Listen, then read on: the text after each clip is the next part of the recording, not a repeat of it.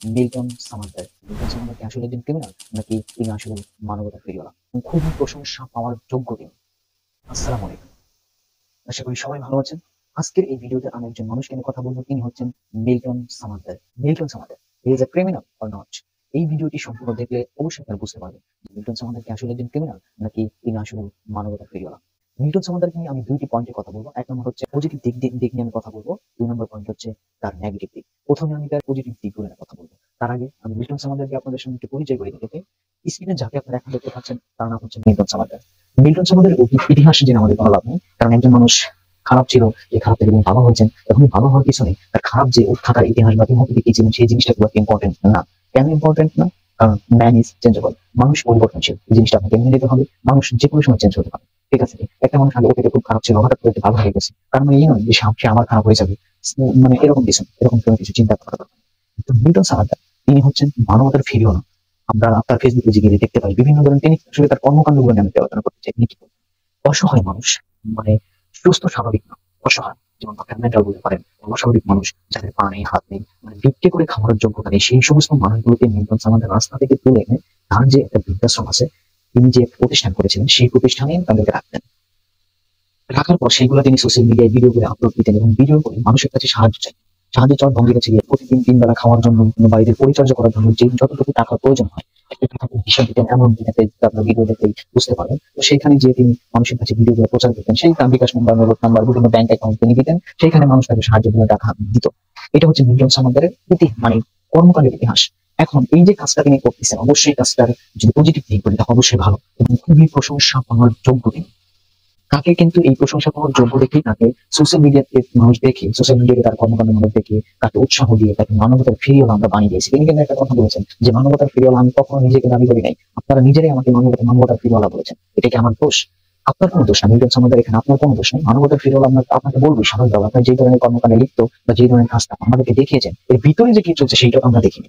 ভিতরে আপনি কি করতেছেন না করতেছেন সেটা আমাদের দেখার সৌভাগ্য হয় নাই। আমরা সোশ্যাল মিডিয়ায় আপনার ভিডিও দেখি, আপনার ভিডিও গুলো ভালো লাগে, আপনি ভালো একটা কাজ করছেন, ভালো একটা উদ্যোগ নিয়েছেন, দ্যাট ইজ ওয়াই আমরা আপনাকে মানবতার ফিরিওয়ালা বলছিলাম। এখন এই যে মানবতার ফিরিওয়ালা, দেখেন তার পজিটিভ দিকগুলো হচ্ছে তিনি যে কাজটা করছেন অ্যাবসলিউটলি তিনি প্রশংসা পাওয়ার যোগ্য এবং খুবই ভালোবাসা পাওয়ার দাবি। ওকে, কারণ তিনি রাস্তায় যে সমস্ত অসহায় মানুষ, বৃদ্ধ মানুষ, বৃদ্ধ হোক ছোট হোক বড় হোক, যারা ভিক্ষা করে খাওয়ার মানে যোগ্যতা রাখে না, সেই সমস্ত মানুষকে এনে তিনি পরিচর্যা করতেন। এখন পরিচর্যা তিনি করতেন মানে তাদেরকে সুস্থ স্বাভাবিক রাখার জন্য যা যা করা প্রয়োজন সেগুলো তিনি করতেন। ৩ বেলা খাবার হতো না, তাদেরকে ৩ বেলা খাবার দিতেন, তাদের গায়ে গন্ধ বের হতো, তাদের মানে মানে অনেক ধরনের প্রবলেম ছিল, সেই প্রবলেম গুলো তিনি সলভ করে ওখানে রাখতেন। এটা হচ্ছে তার সোশ্যাল মিডিয়া থেকে করে আমরা যেটা পাই।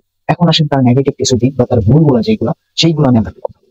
মিল্টন সামাদ্দার তিনি যেটা করতেন, তাদেরকে নিয়ে আসতেন ভালো কথা, তিনি তাদেরকে শুধু পরিচর্যা করতেন না। এখন তার পরিচর্যার মিনিংটা এরকম যে তাদের মনে করেন যে গোসল করা, তাদেরকে গোসল করানোর কেউ ছিল না, তাদেরকে গোসল করা দিত, কারো চুল বড় ছিল চুল কেটে ছোট করে দিত, আমি সুন্দরভাবে একদম মানুষকে পরিপাটিভাবে রাখার জন্য যা যা করা প্রয়োজন তাই করতো, কিন্তু শুধু পরিচর্যা করতো, কোনো ট্রিটমেন্ট করতো না। তাকে যখন প্রশ্ন করা হয়েছে এই যে অসুস্থ মানুষ অসুস্থ হওয়াই স্বাভাবিক ব্যাপার, এরা সাধারণ মানুষগুলোই আমরা যারা আছি তারাই অসুস্থ হয়ে যায়, তার জন্য আমরা ডাক্তারের কাছে যাই না। কিন্তু এই সমস্ত মানুষগুলো কিন্তু অসুস্থ একটু বেশি হওয়ার প্রবণতা থাকে, অসুস্থ হওয়ার প্রবণতা বেশি থাকে। এখন এদেরকে মানে আপনি পরিচর্যা করবেন, কোনো ট্রিটমেন্ট করবেন, নির্বাচন এটাই বলছে যে আমি পরিচর্যা করি, ট্রিটমেন্ট করি না। এখন কেন ট্রিটমেন্ট করে না? তিনি বলেছেন যে হসপিটালে নাকি হসপিটালে তাদেরকে ভর্তি করাতে চায় না, মানে ডাক্তাররা তাদের চিকিৎসা করাতে চায় না। মিল্টন সামাদ্দারের কাছে প্রশ্ন যে আপনি কোন হসপিটালে তাদেরকে নিয়ে গেছিলেন যারা ভর্তি করেন, কোন হসপিটালের ডাক্তার তাদের চিকিৎসা করাতে চায়নি, এটা আপনাকে একটু ক্লিয়ার করা উচিত। তাদেরকে আমাদের দেখা উচিত তারা কেন তারা চিকিৎসা করলেন না, কেন তারা ভর্তি করালেন না। এখন মিল্টন সামাদ্দারের কাছে প্রশ্ন, আপনার কাছে তো যথেষ্ট পরিমাণ টাকা ছিল, মানুষ তো আপনাকে সাহায্য কেন করেছে? আপনি সাহায্যের টাকা শত কোটি টাকা আপনার ব্যাংক অ্যাকাউন্টে আছে, কেন মানুষ আপনাকে টাকা দিয়েছে বলেন? মানুষ আপনাকে টাকা দিয়েছে আপনি নিজে খাওয়ার জন্য না, তাদের ট্রিটমেন্ট করার জন্য, তাদের চিকিৎসা করানোর জন্য, তাদেরকে ৩ বেলা খাওয়ানোর জন্য মানুষ আপনাকে টাকা দিচ্ছে। এই জন্যই তো আপনি তাদের মানুষের টাকা নিয়ে কিন্তু আপনি মানবতার ফেরিওয়ালা হয়েছে এবং আপনি জাস্ট একটা উদ্যোগ নিয়েছেন, এখানে আপনার নিজস্ব কোনো টাকা মানে আপনি ব্যয় করতেছেন না। তাদেরকে ট্রিটমেন্ট করানোর জন্য মানুষ যে টাকা দিচ্ছে সেই টাকা আপনি ইউজ করতেছেন। ঠিক আছে? এখন মিল্টন সামাদ্দার শুধু তাদের পরিচর্যা করতো, কোনো ধরনের ট্রিটমেন্ট করতো না। তবে তার বিরুদ্ধে আরেকটা যেটা অভিযোগ যে তিনি নাকি মানে কিডনি বলতো ওই সমস্ত মানুষের বিভিন্ন অঙ্গ প্রত্যঙ্গ বিক্রি করতেন। ঠিক আছে? বৃদ্ধ মানুষগুলোকে পরিচর্যা করে নাকি সুস্থ স্বাভাবিক করে তাদেরকে মানে বিক্রি করতেন। এই জিনিসটা আসলে প্রমাণ আছে কিনা আমার জানা নাই, বা এই জিনিসটা এখনো প্রমাণিত না যে তার কিডনি বিক্রি করতেন। মিল্টন সামাদ্দার একটা প্রশ্ন করছে সোশ্যাল মিডিয়ায় বা সাংবাদিকদের প্রশ্ন করছে যে আমি কোথায় বিক্রি করেছি, কার কাছে বিক্রি করেছি, কোন হসপিটালে বিক্রি করেছি, এটা আমাকে একটু দেন। এখন অবশ্যই এই ডকুমেন্টস এই প্রমাণগুলো তার বিরুদ্ধে রাখতে হবে। ঠিক আছে? যদি পুলিশ প্রশাসন বা সিআইডি বা ডিবি পুলিশ যারা আছে, যারা গ্রেফতার করেছে তাকে, বা সাংবাদিক যারা প্রশ্ন করেছে, সাংবাদিক যে অভিযোগ করেছে বা যারা অভিযোগটা করেছে, তাদের অবশ্যই প্রমাণ থাকা উচিত। প্রমাণ ছাড়া তো কোনো কথা বলা যাবে না, তাই না? তুমি একটা প্রথম বিক্রি করার জন্য মানে সবকিছু তুমি বলবো আমার বললাম ওইখানে কিন্তু না, তাই না? এগুলো একটা প্রসিডিউর আছে, একটা প্রসিডিউর মেনটেন করে বিক্রি করতে হয়। এখন নিউটন আমাদের সেই সমস্ত মূল্য আমাদের কিন্তু বলেছে যে আমি হসপিটালে নিতাম, ঠিক আছে? ধর এখানে মারা যেত, এখান থেকে আমি তাদেরকে দাফন করার জন্য ব্যবস্থা করতাম। মিডল আমাদের যেটা করেছে সেটা হচ্ছে একজন মানুষ যে মানুষগুলোকে তিনি নিয়ে আসে সেই মানুষগুলো যখন মারা যায় তাদেরকে কোনো হসপিটালে না হতো না, চিকিৎসা করানো হতো না, নর্মাল যে সমস্ত ট্রিটমেন্ট সেগুলো শুরু করানো হতো, বাকি কোনো কিছু করানো হতো না, কোনো হসপিটালে নেওয়া হতো না। মিডল আমাদের এবং কি মিডল আমাদের মানে যখন মারা যায় তাদের ডেথ সার্টিফিকেট আছে সেই সার্টিফিকেট নিজে বানাতেন, অন্য একটা ডক্টরের সিল সাইন সবকিছু নকল করে নিজে বানাইতেন। এটা হচ্ছে তার বড় প্রবলেম। কেন তিনি আসলে এই কার্যগুলো করেছেন, কি কারণে করেছেন? আপনি একটা ভালো কাজ করছেন, আপনি সমাজের জন্য ভালো কাজ করছেন, দেশের জন্য ভালো কাজ করছেন, আপনি মানবিক কাজ করছেন, তাহলে মানবিক কাজ করার পেছনে আপনার এই জালিয়াতিটুকু কেন? এবং আপনার প্রতিষ্ঠানে অনেকেই অভিযোগ, অনেকে না ম্যাক্সিমাম লোকের অভিযোগ আপনার প্রতিষ্ঠানে নাকি আউটসাইড কোনো লোক সহজে ঢুকতে পারতেন, তাদেরকে মারপিট করতেন, তাদেরকে বিভিন্ন হেনস্থার শিকার হতে হতো, বিভিন্ন মামলা হুমকি দামকি ভয় দেখাতেন।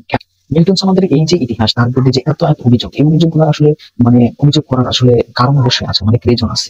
আমি একটা ভালো কাজ করছি, সেই ভালো কাজের পিছনে একটা রহস্য কেন লুকিয়ে থাকতে পারে? আপনার এই কাজের পিছনে যত রহস্য আছে আনবিলিভেবল। আপনি তাদেরকে দাফন করাইতেন, চুরি মানে দাফন করাইতেন, কোনো রসিদ থাকতো না, মানে সবকিছু আপনার মধ্যে জালিয়াতি ছিল। আপনার যদি ইমাম মনে হয়, আমি শিওর না। উনি বললেন যে আপনি মৃতদেহ যাদের আছে তাদেরকে গোসল করাইতো, তো একটা সময় গোসল করানোর সময় তারা অনেক কাটাছাড়া দেখতো, ঠিক আছে কি?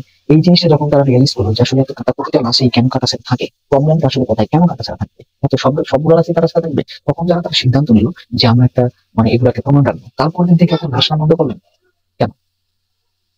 আপনি লাশ নিয়ে আসতেছেন, প্রতিনিয়ত লাশ নিয়ে আসতেছেন, আমরা ধরুন আমরা যখন গোসল করাচ্ছি তখন দেখলাম যে লাশে কাটাছাড়া থাকে, এই জিনিসটা প্রশ্ন করা আপনাকে অপরাধ, বা এই জিনিসটা আমরা প্রমাণ রাখবো এটাও আমাদের অপরাধ? মনে হয় না অপরাধ। আপনার কাছে কেন মনে হলো যে এই জিনিসটা অপরাধ, ওখানে লাশ নিয়ে যাওয়া যাবে না? অবশ্যই অবশ্যই কোনো কারণ আছে। তো মিল্টন সম্বন্ধে আপনি আসলে যা করেছেন, আপনি আপনি প্রথম যেটা শুরু করেছিলেন, অত উদ্দেশ্য থাকলে এত রহস্য একজন মানুষের কাজ কর্মকাণ্ডের পিছনে এত রহস্য কখনোই থাকতো না। আপনার যেরকম আপনার কর্মকাণ্ডের আপনি মানবিক যেই কাজটা আপনি করতেছেন এই কাজের পিছনে যতটা রহস্য লুকে আছে, এত রহস্য একজন মানুষ একজন মানুষের কর্মকাণ্ডের পিছনে থাকতেই পারে না। যদি থাকে অবশ্যই সে সন্দেহজনক, অবশ্যই তার বিরুদ্ধে ব্যবস্থা নেওয়া উচিত। এখন প্রশ্ন হচ্ছে আমাদের প্রশাসনদের নিয়ে একটু কথা বলি। আমাদের প্রশাসনের কাছে, পুলিশ প্রশাসনের কাছে অনেকেই মিল্টন সামুদ্রের নামে অনেক মামলা নিয়ে গেছে এবং অভিযোগ করেছে। তারা পুলিশে দিয়েছে, আসলে পুলিশ গিয়ে সেখানে কি সমঝোতা করে আসছে জানি না। পুলিশের ভাষ্যস্থানে একটা শুনলাম যে তিনি বলছেন যে আমার যদি কেউ অভিযোগ করে আমরা যাবো। আমাদের দেশের পুলিশ প্রশাসন বা আমাদের দেশের প্রশাসন এমন অবস্থা হয়ে গেছে ভাই, এই আপনার পাশে যদি দেখে পুলিশ এখানে দাঁড়িয়ে আছে, ওখানে দেখে যে মারামারি হচ্ছে, একজনকে খুন করে ফেলছে, আমার মনে হয় যে পুলিশদের ধরবে না, ঠিক আছে? যারা খুন করছে তাদেরকে পুলিশ গ্রেপ্তার করবে না। কেন গ্রেপ্তার করবে না জানেন? তারা অভিযোগের উইদাউট অভিযোগ তারা কিচ্ছু করতে পারে না। আপনি যে অভিযোগ করবেন তারপরে সেটা অ্যাকশন নেবে। বাংলাদেশ প্রশাসন আমার মনে হয় এরকম যে আপনি অভিযোগ করলেই সে আপনার তারপরে সে সেই ব্যবস্থা নেবে, অভিযোগ ছাড়া তার কোনো ব্যবস্থা নেয় না। এই যে একজন মানুষ, এতগুলো মানুষ, তার ভাষ্য মতো প্রায় 900 লাশ, 900 মানুষ মারা গেছে সেখানে। আবার আবার আরেকটা তথ্য বের হয়েছে যে 900 না আসলে 135-140 জন হবে। এই যে মিথ্যা কথা বলছেন, এখন কোনটা সঠিক আল্লাহ ভালো জানে। 900 নাকি 135-140 জন, কারণ কোনো ডকুমেন্টস নাই, কোনো ডকুমেন্টস নেই। যেখানে মাটি দাফন করা হয়েছে সেখানে কোনো ডকুমেন্টস নেই। এখন প্রশ্ন হচ্ছে যেখানে দাফন করছে তারা কিন্তু মানে দাফন কার্যক্রম মানে কিন্তু রসিদ ছাড়া হয় না, কোনো ডকুমেন্টস ছাড়া দাফন হয় না, কিন্তু তারা কিন্তু দাফন করতে দিচ্ছে, তাদেরকেও ধরা উচিত। যারা ঘুষ খেয়ে বা যারা দুর্নীতি করে দাফন করতে দিছে, বা মানে প্রত্যেকটি আইনের আওতায় আনা উচিত। বলছি যারা দাফন মানে এই কাজের সাথে যারা যারা সংশ্লিষ্ট আছে প্রত্যেকটি আইনের আওতায় আনা উচিত এবং প্রত্যেকের প্রত্যেকের একটা সুবিচার করা উচিত।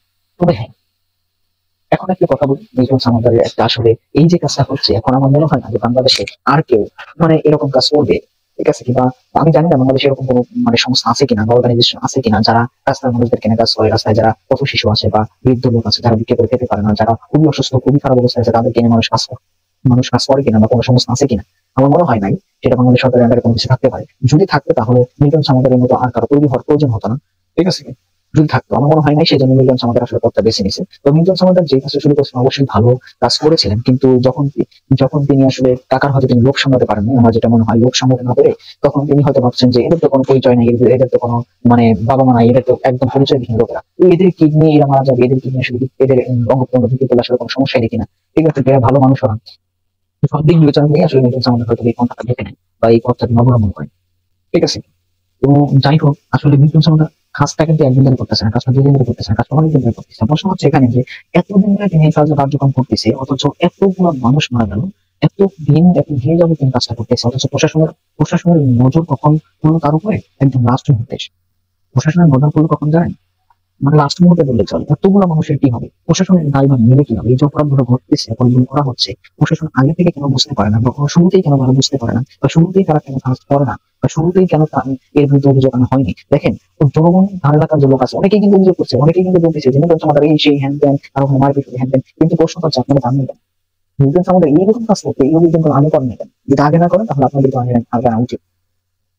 যদি আগে না করেন কেন করেন আপনি? আপনারা জানেন সবকিছু, আপনার জেনে সহ্য করতে হবে মানুষকে। এখন বলতেছেন যে তিনি এটা করতো, ওটা করতো, ওটা করতো, এখন ধরা পড়েছে, এখন এরকম বলতেছেন এটা করতো, ওটা করতো, কিন্তু মানে শুরুতে কেন ভাবেন? এটা কি আপনাদের দোষ না? আপনাদের মনে হয় না আপনি বিভিন্ন প্রশ্ন করেন যেটা আমাদের ব্যর্থতা নয়, এটা আমাদের একটা ব্যর্থতা। তো ধন্যবাদ সবাইকে। আসলে নির্দেশ আমাদের যে চেষ্টা করতো, যদি এরকম তার সত্যতা মিলে যায় তাহলে অবশ্যই তার শাস্তি হওয়া প্রয়োজন, এবং আমার মনে হয় না। তবে একটা জিনিস কি জানেন, নির্দেশ আমাদের মতো হয়তো বা মানে এই যে তিনি যে কাজটা করতেন আসলে তার কার্যক্রম কিন্তু কাজ মধ্যে তিনি যে কাজটা করতেন রাস্তার লোকদের তিনি মানে মানে কাজটা দিতেন, তাদের পরিচর্যা করতেন, এরকম এটা কিন্তু একদম মানব ব্যক্তি অনেক ভালো একটি কাজ, এটা করা উচিত, এটা একটা সংস্থা থাকা উচিত। আমার মনে হয় যে বাংলাদেশ সরকারের পক্ষ থেকে একটা সংস্থা রেডি করা উচিত, বা সংস্থা মানে প্রয়োজন। ঠিক আছে, এদেরকে নিয়ে কাজ করার জন্য একটা সংস্থা প্রয়োজন, এটা বাংলাদেশ সরকার যদি চায় তারা করতে পারে, তবে উচিত আমার মনে হয়, এবং আমি ব্যক্তিগতভাবে সাপোর্ট করি। ধন্যবাদ সবাইকে ভিডিওটি দেখার জন্য। আসলে যতটুকু পারছি কথা বলার চেষ্টা করেছি, ভুল হলে ক্ষমা করে দিবেন। আর হচ্ছে আমার চ্যানেলকে অবশ্যই সাবস্ক্রাইব, আর যারা ফেসবুক থেকে দেখেন তারা একটা ফলো, একটা শেয়ার অবশ্যই দিবেন। ধন্যবাদ সবাইকে। আসসালামু আলাইকুম।